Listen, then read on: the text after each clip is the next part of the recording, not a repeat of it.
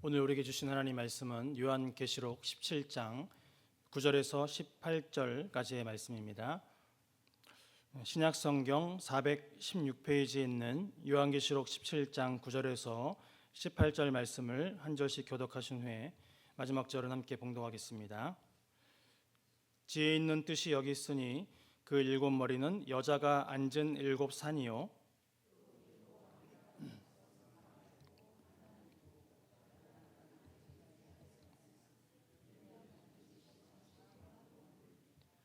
전에 있었다가 지금 없어진 짐승은 여덟째 왕이니 일곱 중에 속한 자라. 그가 멸망으로 들어가리라.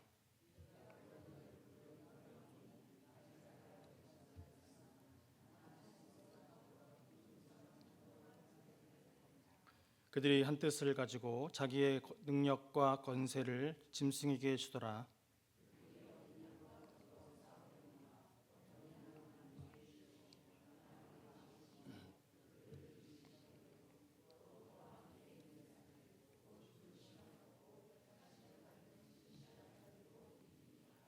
또 천사가 내게 말하되 내가 본 바 음녀가 앉아 있는 물은 백성과 무리와 열국과 방언들이니라.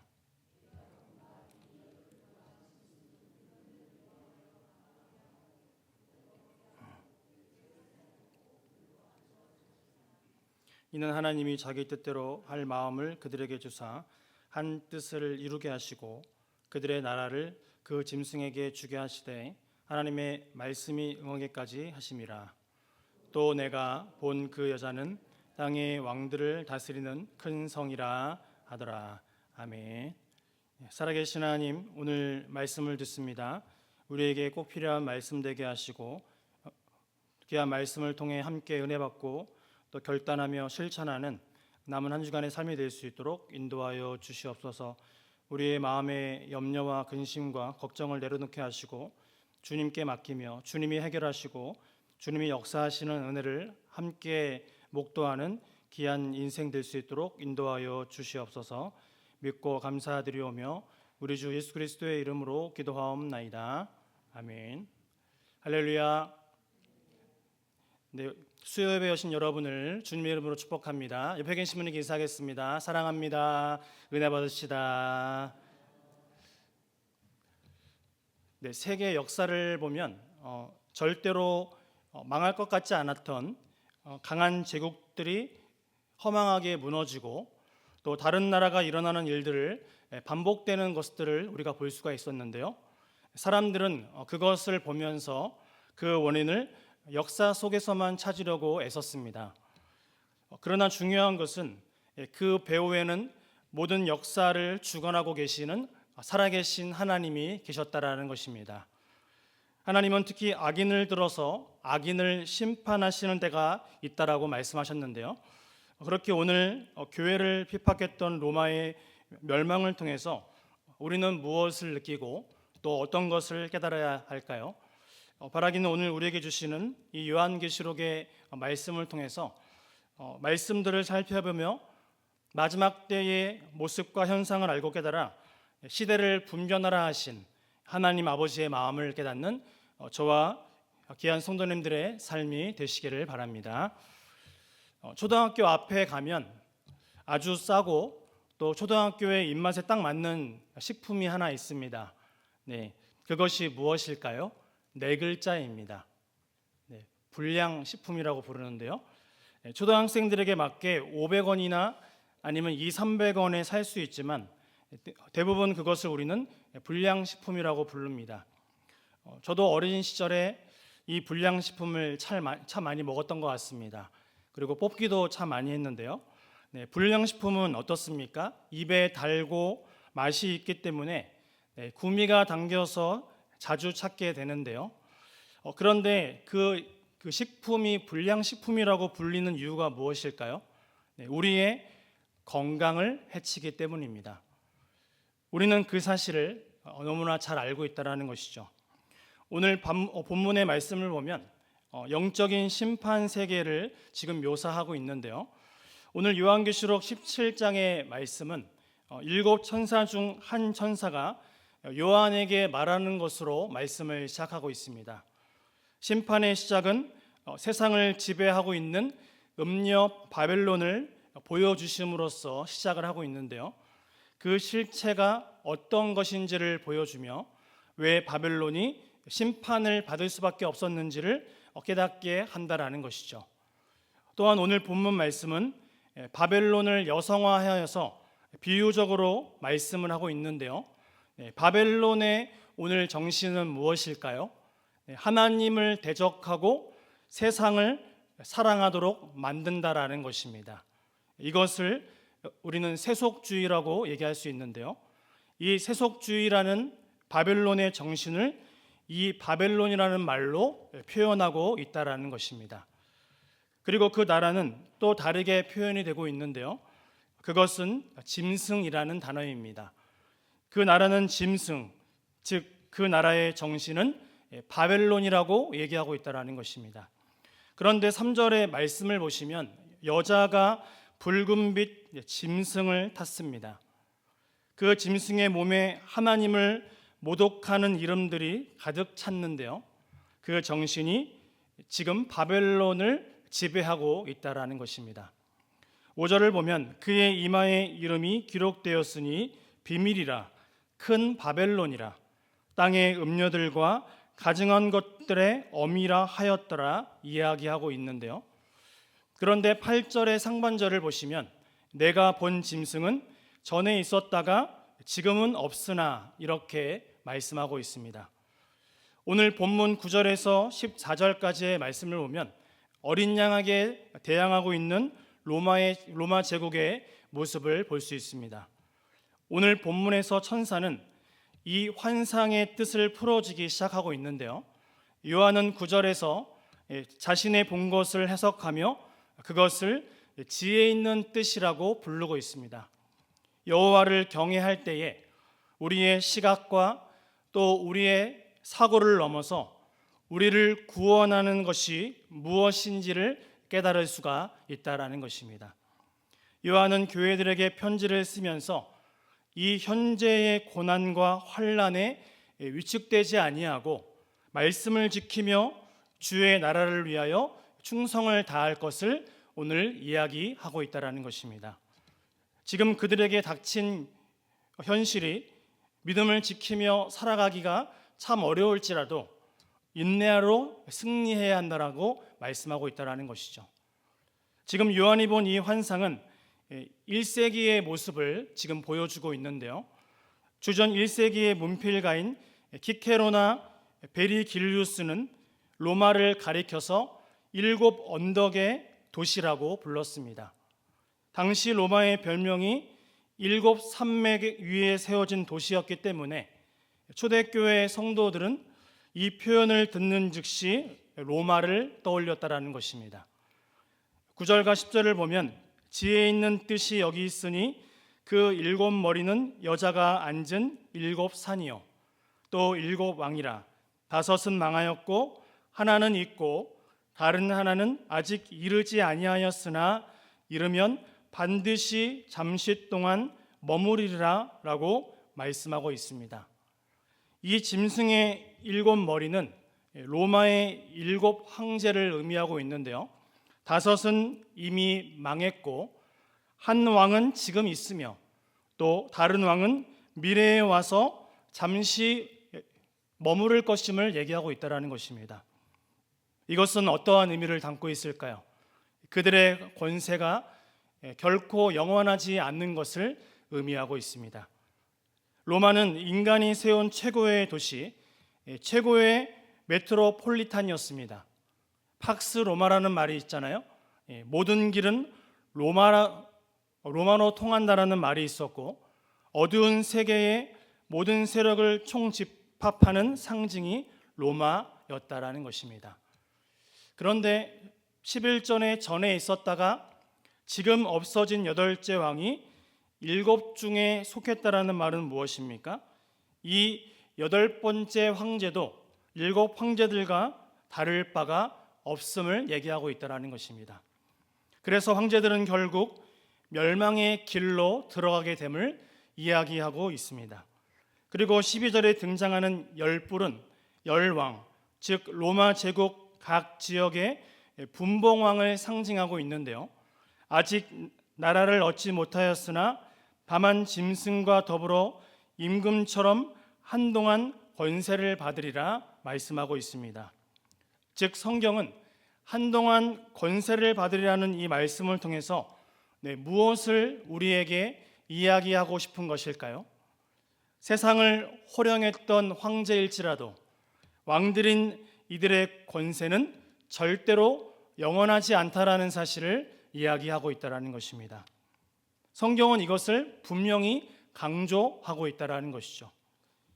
13절을 보시면 그들은 속국이었던 열 나라가 일치단결해서 자기의 능력과 권세를 짐승에게 주고 어린 양과 더불어 싸우고 있다라고 이야기하고 있는데요. 우리 14절 말씀을 다 같이 읽어보도록 하겠습니다.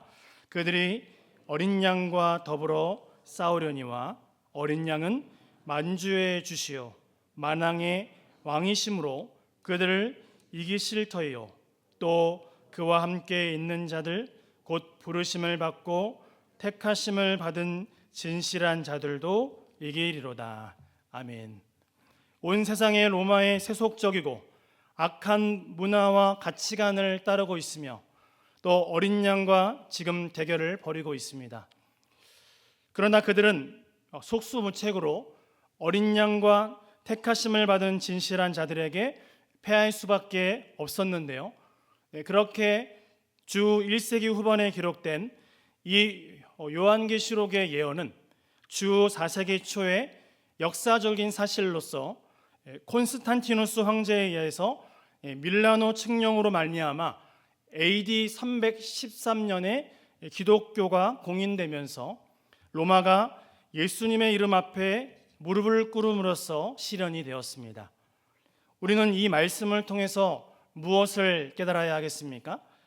이 세상의 어떠한 제국과 어떠한 나라도 어떠한 민족과 군대도 주님을 이길 수가 없다라는 것입니다. 그렇게 14절의 말씀에서 우리는 어린 양이신 예수님이 어떻게 승리하셨는지를 우리에게 분명히 보여주고 계시는데요. 그들이 어린 양과 더불어 싸우려니와 그들은 짐승 자체로 비유된 적 그리스도를 의미하고 있습니다.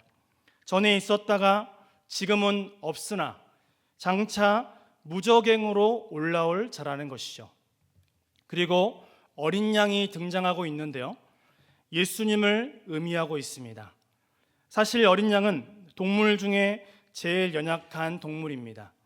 양은 힘이 없고 매우 약한 동물이라는 것이죠.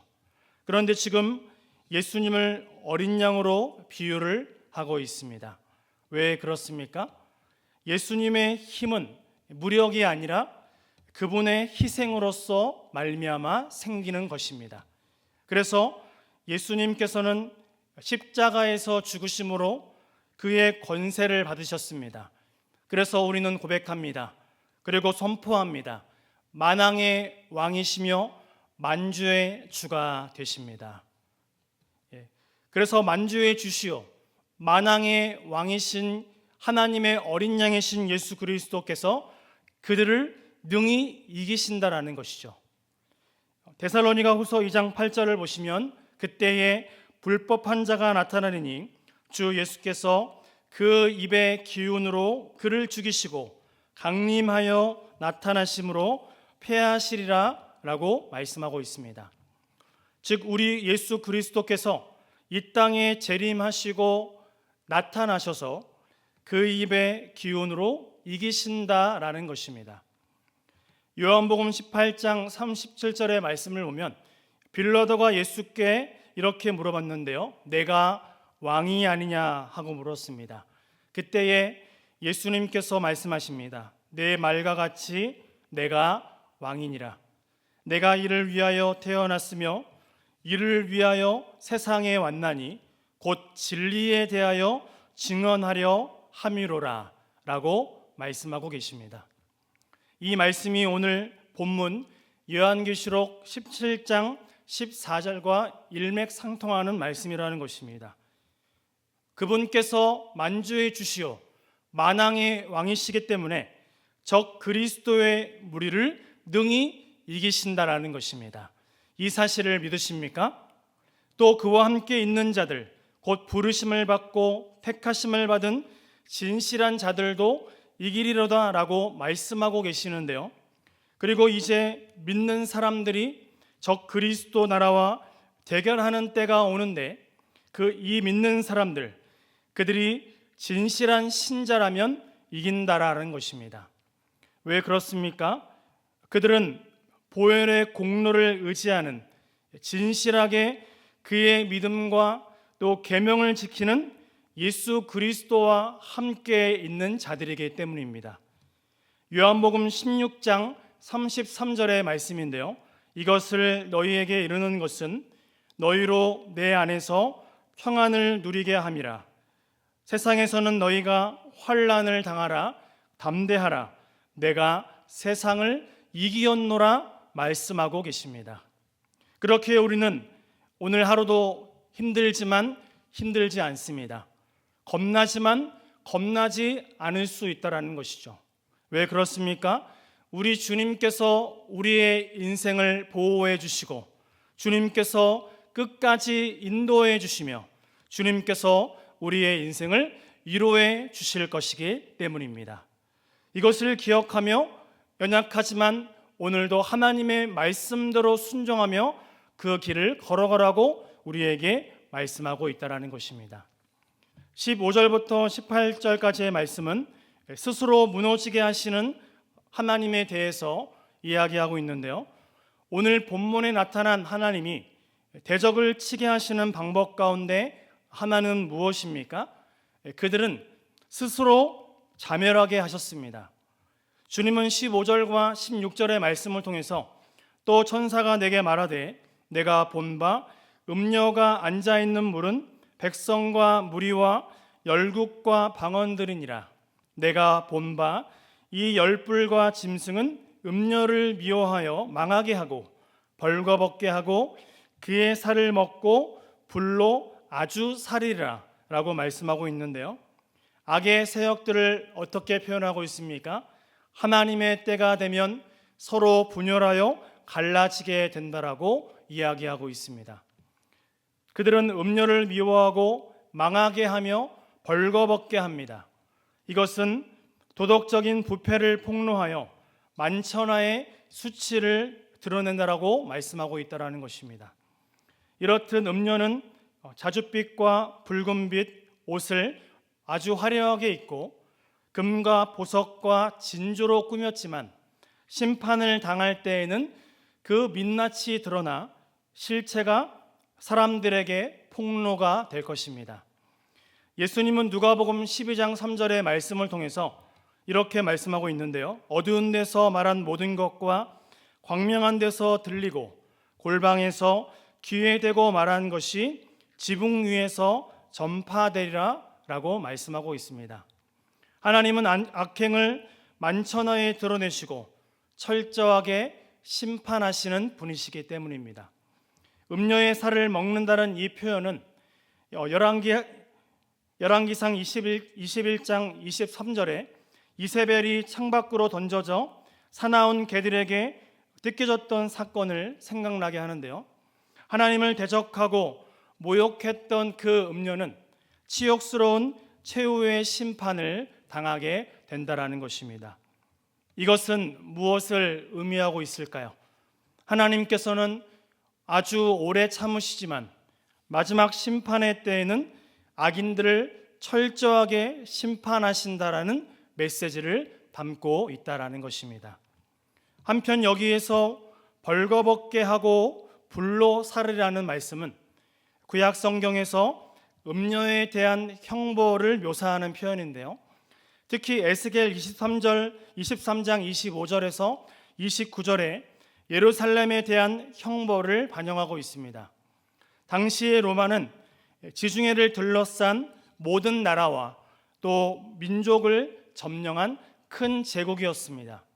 18절에 또 내가 본 그 여자는 땅의 왕들을 다스리는 큰 성이라고 말씀하고 있는데요. 그런데 하나님께서는 이 제국을 무너뜨리셨습니다. 그런데 그 방법이 있었는데요.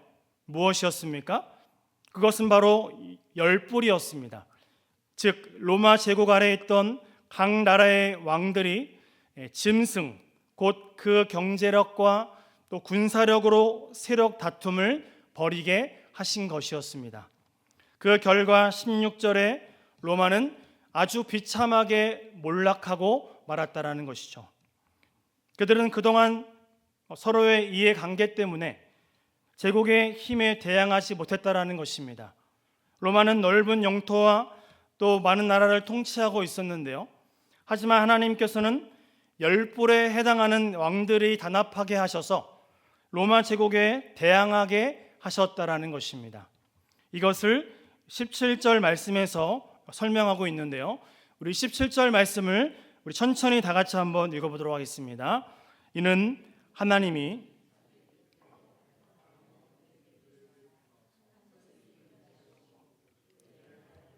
그 짐승에게 주게 하시되 하나님의 말씀이 응하기까지 하심이라. 아멘. 하나님께서는 음녀의 나라를 짐승에게 넘기셔서 짐승을 통해 음녀가 심판을 받게 하셨다라는 것입니다. 이것은 열왕과 짐승이 음녀를 배신하여 멸망시킨 것이 다 하나님의 주권과 그 계획 속에 있었음을 보여주고 있는 말씀입니다. 17절은 이 모든 것이 하나님의 말씀이 성취되었음을, 그 모든 과정이었음을 얘기하고 있다라는 것이죠. 악의 세력에 대한 심판은 바로 하나님의 뜻과 그 계획 속에 있었다라는 것입니다.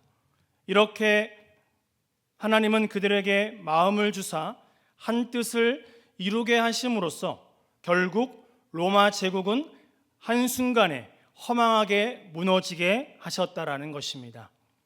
그들은 자신의 뜻대로 행한 것처럼 생각했지만 하나님은 그분의 계획과 하나님의 섭리 가운데에 사탄의 무리 세력들을 분열하게 하심으로써 그 나라를 무너뜨리신 것입니다. 그렇게 아수르와 바벨론과 바세와 헬라와 로마에 이르는 모든 제국들을 하나님의 그 섭리와 계획 가운데서 사용하셨고 하나님의 때가 되어서 무너뜨릴 때가 되었을 때에 하나님은 그것이 무너지게 하신 것입니다. 이렇듯 하나님께서는 유다를 징계하시기 위하여 바벨론을 사용하셨고 악한 바벨론을 악한 바사를 통해서 징벌을 하셨습니다. 이 말씀은 우리에게 무엇을 의미할까요? 하나님께서 도구로 사용하지 못하시는 것은 없다라는 것입니다. 왜냐하면 14절에 언급한 바와 같이 그분은 만주해 주시고 만왕의 왕이 되시기 때문입니다. 이 하나님을 철저하게 의지하는 것이 믿음이라고 말씀하고 있다라는 것이죠. 그렇게 우리는 정의와 공의를 행하고 계시는 하나님만을 의지하는 저와 여러분의 가정과 인생이 되어야 할 줄 믿습니다. 그리고 어떠한 환경 속에서도 믿음을 잃어버리지 않고 오늘도 하나님만을 바라보며 살아가는 인생이 복 있는 인생이라고 말씀하고 있습니다. 요한일서 4장 4절은 우리에게 이렇게 말씀하고 있는데요. 우리 다 같이 한번 읽어볼까요? 자녀들아 너희는 하나님께 속하였고 또 그들을 이기었나니 이는 너희 안에 계신 이가 세상에 있는 자보다 크심이라. 아멘. 사랑하는 성도님들, 이처럼 세상에 어떠한 권력도 또 어떠한 나라와 민족도 살아계신 주님의 손 안에 있다라는 것입니다. 오늘 말씀은 우리에게 악은 악에 의하여 멸망을 당했고 오직 하나님의 영광만이 서게 되었음을 우리에게 분명히 말씀을 하고 있다라는 것이죠. 아무리 당시에 강대국이었고 부강했던 나라라고 할지라도 여호와 하나님을 대적하면 결국 무너질 수밖에 없음을 얘기하고 있습니다. 성경은 결국 교회가 승리할 것을 우리에게 분명히 예언하고 있기 때문입니다. 바라기는 오늘 우리에게 보여지는 우리의 세상의 모든 것들, 세상의 힘과 논리가, 권세가 이 세상을 좌지우지하는 것처럼 보이고 또 모든 것을 이끌어가는 것처럼 보일지라도 우리의 삶에, 우리의 가정과 우리 교회와 우리의 앞날에 분명히 역사하고 계시는 하나님의 뜻과 하나님의 섭리가 온 세상을 주관하고 있음을 믿으시고, 심판의 하나님 그리고 역사의 주관자가 되시는 살아계신 하나님을 내가 의지함으로 세상과 타협하지 아니하고 믿음으로 말미암아 승리할 수 있는 저와 모든 성도님들의 삶이 되시기를 주님의 이름으로 축복합니다. 하나님 감사합니다.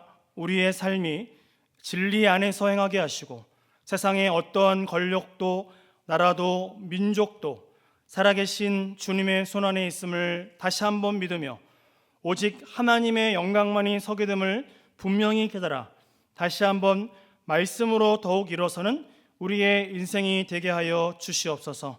지금 보여지는 우리의 세상이 힘의 논리와 권세가 세상을 좌지우지하는 것처럼 보일지라도 나의 삶에 역사하시고 우리의 가정에 역사하고 계시며 우리의 인생 가운데 끝까지 함께 하시는 하나님을 신뢰하며 하나님을 믿음으로 세상과 타협하지 아니하고 오늘도 하나님의 말씀만이 분명히 서는 우리의 인생이 되게 하여 주시옵소서.